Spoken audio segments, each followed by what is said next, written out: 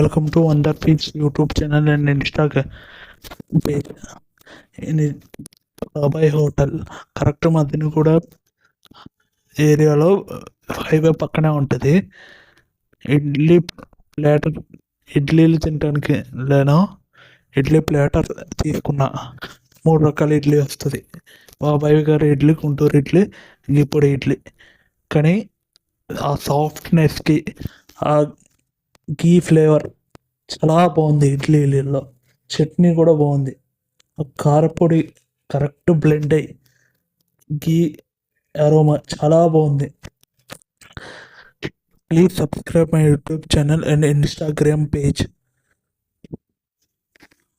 Idli platter cost 100 rupees మాత్రమే. చాలా బాగుంటుంది.